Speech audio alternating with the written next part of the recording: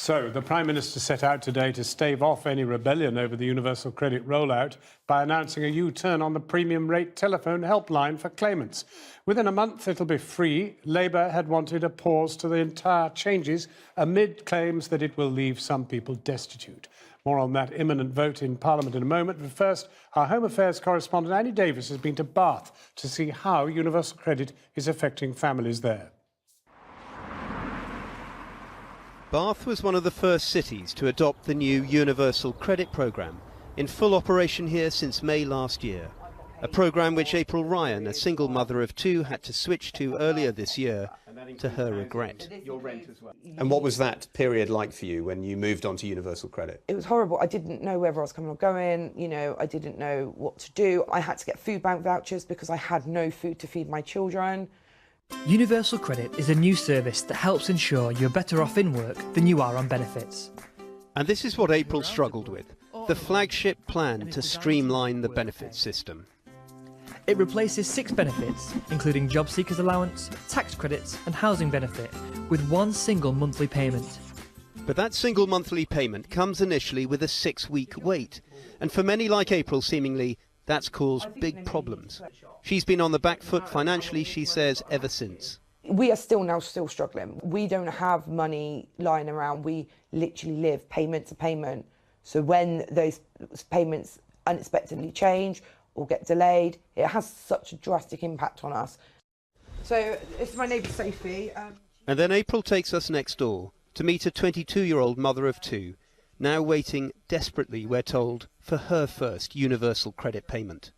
She has not a penny to her name. Hello. Hello. Hi. This is Amelia and this is Sophie. Hi, Amelia. Sophie says she's in the midst of switching to universal credit. Me and the kids we're broke, that's it, we're nothing. And, it's awful. Because we're having to rely on other people all the time for electric and food and everything. It's horrible. Sophie, when are you going to get your universal credit payment? I haven't got a clue. My support worker is trying to rush it through for me, but there's no promises on it, and I haven't heard anything from her either. I'm not like other people. I don't have savings. I don't have family members that are well off or anything like that. So we've just got nothing, and we're just taking each day as it comes. Have you been getting help from April here? April's helped me. She bought me nappies last night. Bath was one of the first areas where universal credit was rolled out to all benefits claimants, not just single people with simpler claims. It was among a group of areas across the country where the rollout had started by September. Now many more areas, including Liverpool, Reading and Plymouth, will also see universal credit applied to all new claimants as the programme accelerates across the country over the next few months. There have been numerous stories of hardship documented across the country among some of those switching to universal credit, and all of this has fuelled a growing political clamour for the government to rethink its strategy. The 6-week wait, rising indebtedness, rent arrears and evictions. Will the Prime Minister now pause universal credit and fix the problems before pressing ahead with the rollout? Prime Minister. But the right honourable gentleman talks about universal credit and talks about pausing universal credit.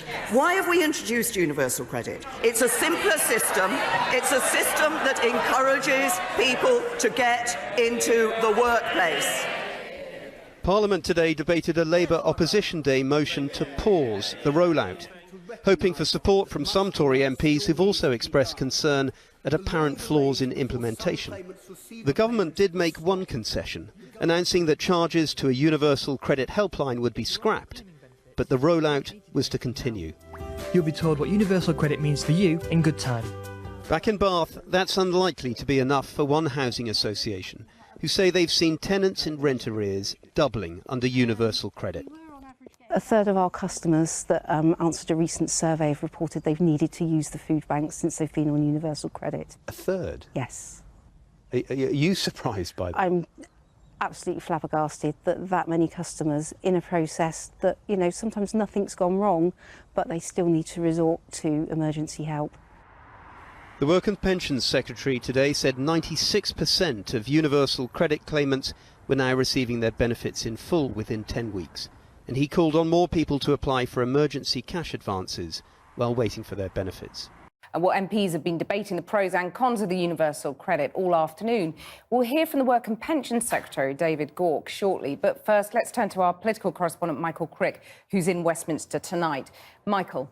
Well, the situation is rather confused right now. MPs are voting, but we didn't really expect a vote because it looked like the Labour motion might just sail through without the Conservatives opposing it and simply abstaining. But the Labour MPs did a bit of a trick, I suppose, in a way. They shouted both yes and no, and that forced a division, and that division is taking place right now. What I can tell you is that at least one Conservative MP, Sarah Wollaston, has voted against the government, but I'm not sure of the extent of that rebellion. And indeed, tonight's vote is not that important. The government is not binding at all on the government. Indeed, the government showed how they were treating it when they allowed the Scottish MP, Douglas Ross, to have the evening off, believe it or not, to go to Barcelona to be a linesman in the European Cup match between Barcelona and Olympiacos.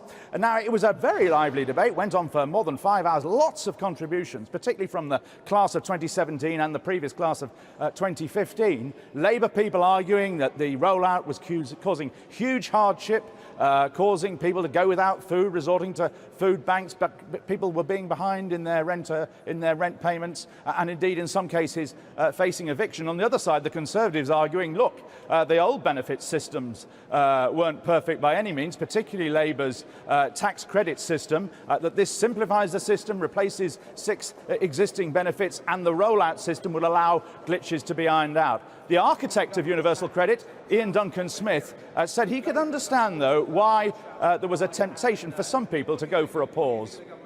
We should resist that temptation on this side of the House, ask for those changes to be made to the Secretary of State, but not stall the rollout, because it is delivering to thousands of people huge success, life change and an improved quality of life. Forcing people into hunger does not incentivise work. Causing anxiety and distress and even evicting some families from their homes does not incentivise work. Now, the good news is that every single person sitting in this chamber just now has the power to change this tonight. Well, we should get the result of tonight's vote in a few minutes' time. Michael, thanks very much. Well, earlier I spoke to the Work and Pensions Secretary, David Gauke, and I asked him why not pause before bringing this thing in.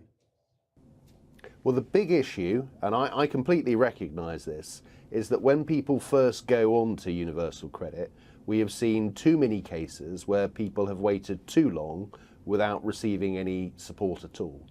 And there are 2 things that we can do to address that we have already done. First of all is to improve payment timeliness, so that rather than people waiting many weeks, sometimes months before getting a payment, we get that improved, and it's now the case that the vast majority are getting something within 6 weeks.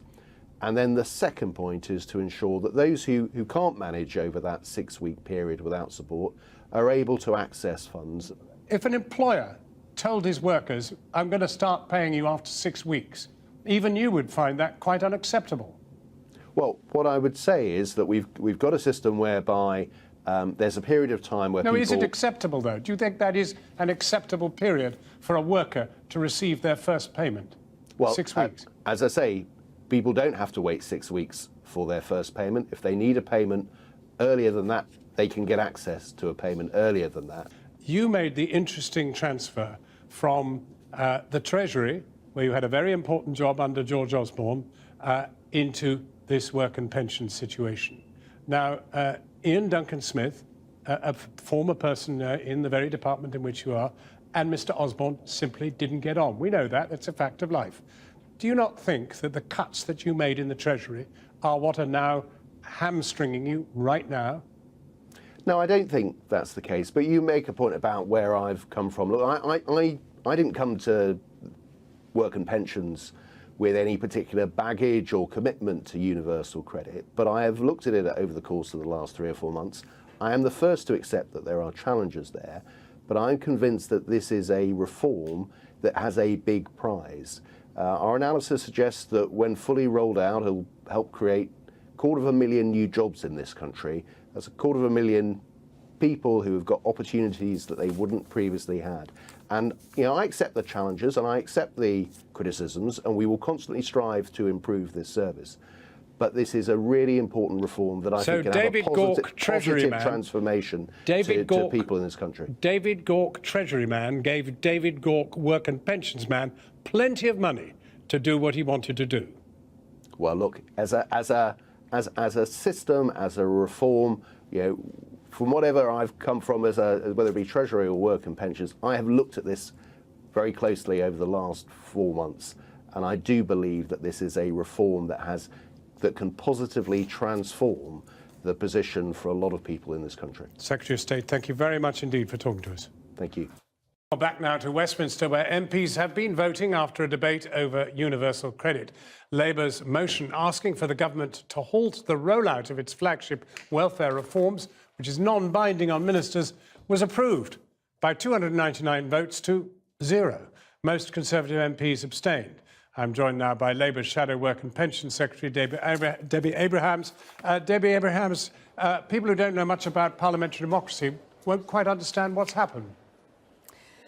Well, we won the motion, which is the most important thing. It was actually to pause the rollout of universal credit, John, which we are hearing absolute catastrophes in terms of what's happening with the rollout in different parts of the country, including my own constituency. So that was what the vote was about. We won that vote, and I've just done a point of order because they are non-binding votes to see how we can get the government to recognise that this is Parliament's will, and we are elected representatives of our constituents. We are raising their concerns very legitimately. Well, it doesn't sound like the other side decided to participate in your interest. Yeah, I think it is an indication, unfortunately, of the state of the government at the moment, the Conservative Party. So we know that there were lots of backroom deals being orchestrated, and this was the best I think Theresa May could actually do. And unfortunately, we do have a rudderless government at the moment, because, as you know, that they rely on the DUP to support them. Yeah, but on the other hand, it's pretty clear that Labour is probably prepared to support the actual reforms. It is the introduction of them that you're complaining about. Let's be absolutely clear.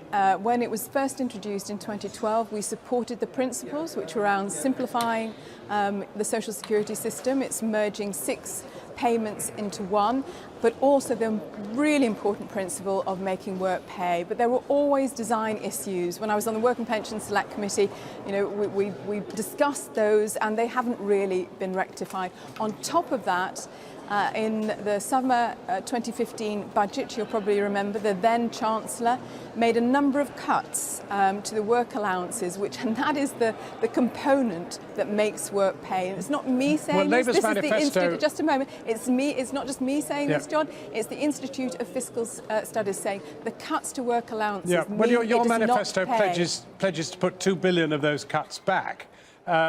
But that's not the case. Well, that's what was in the manifesto. No, it's not actually. If I could expand on that, if that's all right, John. We put in a number of measures to reverse certain cuts. So, for example, the bedroom tax, the ESA RAG support that has been cut, and then on top of that, we put in an element to transform universal credit, which includes also the freeze. And over the course of the Parliament, it's actually £10 billion. Right. Okay. Well, is that all right? Anyway, the fact remains tonight that the measure goes forward. But anyway, thank you very much indeed for joining us, Debbie Abrahams.